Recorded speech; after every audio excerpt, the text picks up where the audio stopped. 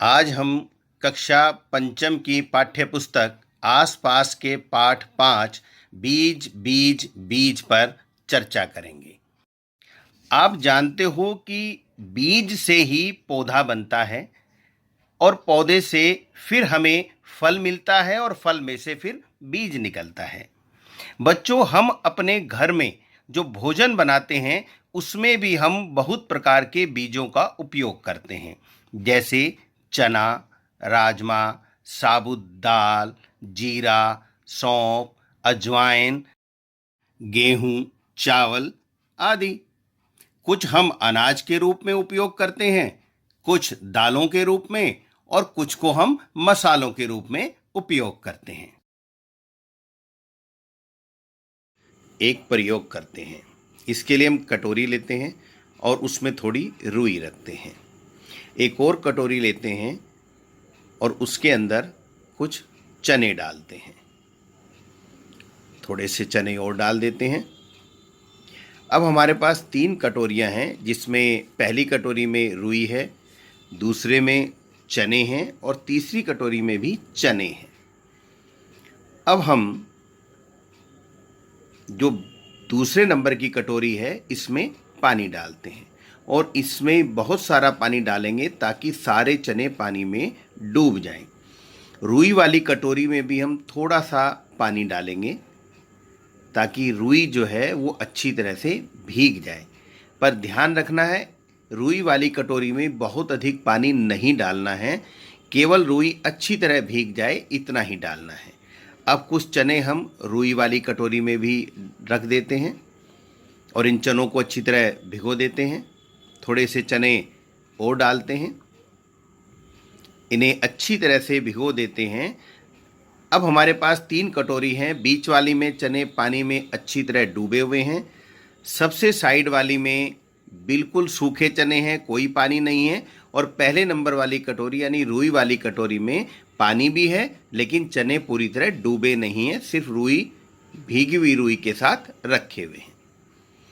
अब 2 दिन बाद हम देखेंगे कि इनका क्या हुआ। तो 2 दिन बाद देखते हैं।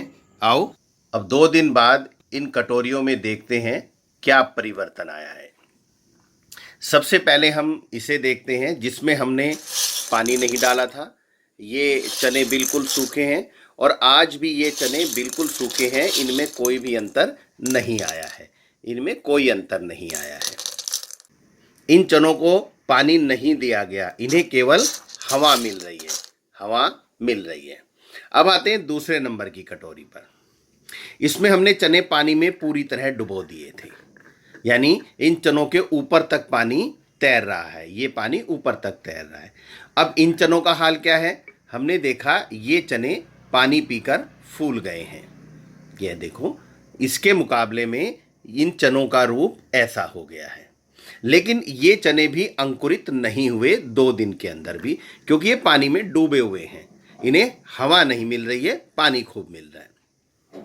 और तीसरा, जिसमें हमने रुई लगाई थी और थोड़ा पानी डाला था, इन चनों के अंदर अगर हम देखें तो ये अंकुरित हो गए। इन चनों में अंकुरण हो गया है, क्योंकि इन चनों को पानी भी मिला, लेकिन ये हमने पानी में पूरी तरह डुबोए नहीं थे, बल्कि सिर्फ रुई को पानी से भिगा दिया था और यह ध्यान रखा था कि रुई पानी से हमेशा भीगी रहे।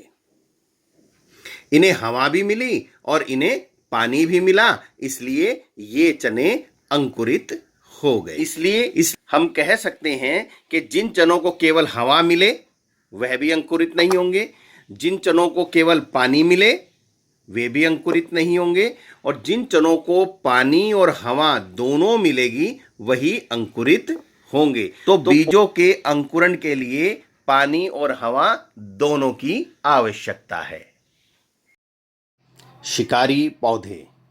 कुछ ऐसे पौधे भी होते हैं जो चूहों, मेंढकों, कीड़े मकोड़ों और छोटे जीवों का शिकार करते हैं।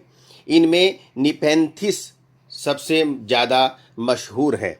यह ऑस्ट्रेलिया, इंडोनेशिया और भारत के मेघालय राज्य में पाया जाता है। इसका आकार लंबे घड़े जैसा होता है, जिसके ऊपर पत्ती का ढक्कन लगा होता है। घड़े से खास खुशबू निकलती है, जिसकी वजह से कीड़े खींचे चले आते हैं। पौधे के ऊपर पहुंचते ही कीड़े अंदर फंस जाते हैं और बाहर नहीं निकल पाते। देखा, ये पौधे भी शिकार करते हैं और वह भी अपनी चतुराई से। पौधे अपनी सारी जिंदगी एक ही जगह खड़े रहते हैं।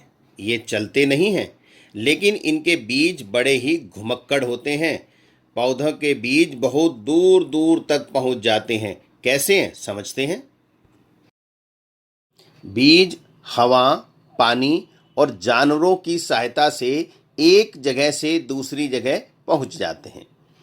आपने देखा होगा कि सफ़ेद बालों वाले कुछ बीज उड़ते रहते हैं हवा में, उन्हें हम पकड़ते भी हैं। उनके अंदर बीज होता है।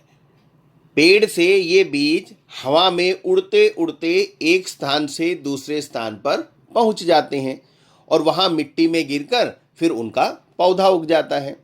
इसी प्रकार जो बीज पानी में गिर जाता है, मान लो जमीन में गिरा हुआ है और तेज बारिश आई तो वह पानी के साथ बहता हुआ दूसरी जगह चला जाता है। या नदी में कोई बीज गिर गया तो वह बीज भी नदी के पानी के साथ बहता हुआ दूसरे स्थान पर चला जाएगा और वहां फिर वह पौधे का रूप ले लेगा।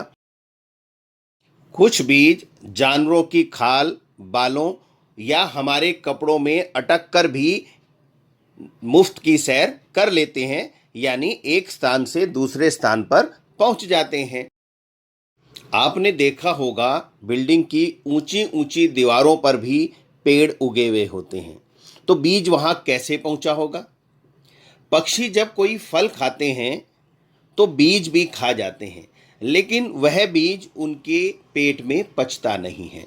जब वो बीट करते हैं तो वह बीज भी उनके शरीर से बाहर आ जाता है और जहां पर वह बीज गिरता है वहां वह पेड़ उग जाता है। इस प्रकार इन घुमक्कड़ बीजों का बिखराव पशुओं द्वारा, पक्षियों द्वारा, हवा द्वारा या पानी द्वारा होता है। बीज से निकलने वाले पौधे के बारे में जानते हैं। पौधे के हरी पत्तियां होती हैं, इस पर फल लगते हैं और फल से ही हमें फिर बीज मिलता है। विभिन्न प्रकार के फूल भी पौधे पे लगते हैं। पौधे को सीधा रखने के लिए तना होता है और पोषण करने के लिए पौधे की जड़ें होती हैं। नमस्कार, चैनल को लाइक और सब्सक्राइब करना नहीं भूलें और जल्दी ही मिलते हैं अगले वीडियो में। नमस्कार।